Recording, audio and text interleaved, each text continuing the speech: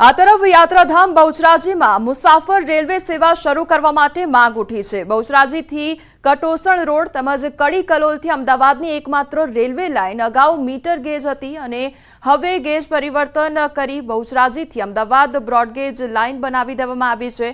આ નવીન Bahucharaji Ahmedabad broad gauge line ઉપર હાલમાં ગુડ્સ ટ્રેનો શરૂ થઈ ગઈ છે, પણ મુસાફર ટ્રેનો હજુ શરૂ થઈ નથી। યાત્રાધામ બહુચરાજી હોવાની સાથે બહુચરાજીના આસપાસ 100 કરતા વધુ ગામોનો વેપાર પણ બહુચરાજી સાથે જોડાયેલો છે। આથી બહુચરાજીથી અમદાવાદ બ્રોડગેજ નવીન રેલવે લાઇન ઉપર મુસાફર ટ્રેનો શરૂ કરવા માંગ ઉઠી છે। મારુતિ માટે રેલવે ચાલુ થઈ બરાબર છે, પણ પબ્લિક માટે પણ રેલવે ચાલુ કરવા માટે હું મંત્રીશ્રીને જાણ કરીશ, કેમ કે અહીંયા બહુચરાજીના વેપારીઓ અમદાવાદમાં માલ ખરીદી માટે દર મંગળવારે જતા હોય છે અને પારાવાર મુશ્કેલીઓ પડે છે, એટલે એક પેસેન્જર ટ્રેન ચાલે એવી વિનંતી હું કરીશ।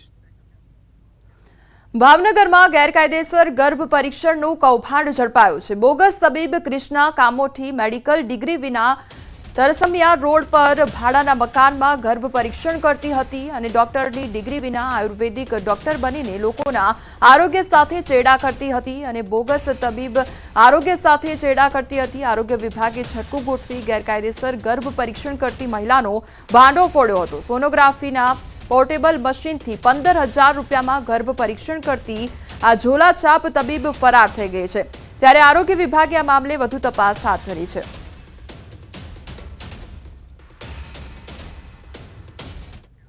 અમદાવાદના વધુ એક શિક્ષક ભાન ભૂલી ગયા છે। ધોરણ 9ના વિદ્યાર્થીને શિક્ષકે ઢોર માર માર્યાનો આરોપ લાગ્યો છે, ત્યારે ઘાટલોડિયાની નાલંદા સ્કૂલ આવી વિવાદમાં અને વિદ્યાર્થીને ઢોર માર મારતા ગળાના ભાગે ગંભીર ઈજા પહોંચી છે।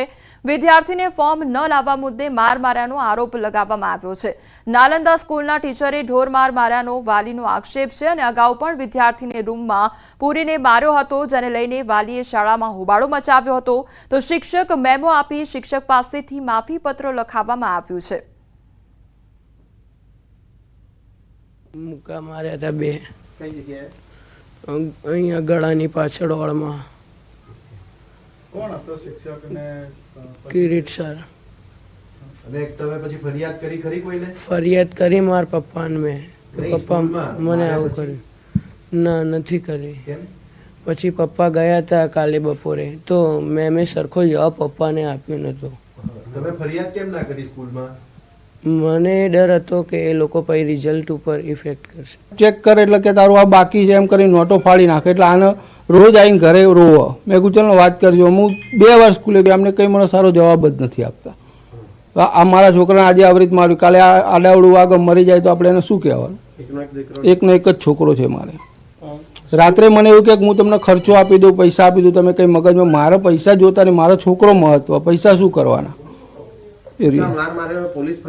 ના, એવું કહી દે મારે ખાલી એવું જ કહેવું કે બીજા છોકરાઓને મારે ને મારા છોકરાને કેમ કર્યું, બસ એમને શું તકલીફ હતી એમ મને બોલાવ્યો તો હું એનું સોલ્યુશન લાવી આપો। પણ આ જે એને અપાર આઈડી કાર્ડ માટેનું ફોર્મ આપણે આધાર કાર્ડ જોતું હતું, એટલે ટીચર એકચ્યુઅલી ક્લાસમાં લેતાય નથી ટીચર, એટલે લેવા ગયા અને વિદ્યાર્થી સામું બોલ્યો એટલે ટીચર એને બે ટપલી મારી, બરાબર છે, છતાં એણે માર્યું એ સૌથી મોટો ભૂલ છે, એટલે આપણે એની માટે માફી પત્ર લઈ લીધું છે, એને મેમો ઇસ્યુ કરી દીધો છે કે જે એના કેરિયર માટે બહુ જ ખરાબ વસ્તુ છે। શિક્ષકને મેમો આવે એ એની કેરિયર પૂરી થઈ જાય છે, 18 વર્ષ 20 વર્ષની એની કેરિયર પૂરી થઈ જાય, જે આપણે લીધેલું છે। બાકી જે પેરેન્ટ્સ માંગ કરે છે that management will look after. અમદાવાદના ઘાટલોડિયા વિસ્તારની નાલંદા સ્કૂલ વિવાદમાં સપડાઈ છે। ધોરણ 9ના વિદ્યાર્થીને શિક્ષકે માર માર્યો છે અને તેને લઈને વાલીઓ જે છે તે રજૂઆત માટે પહોંચ્યા છે। શું નામ છે બેન?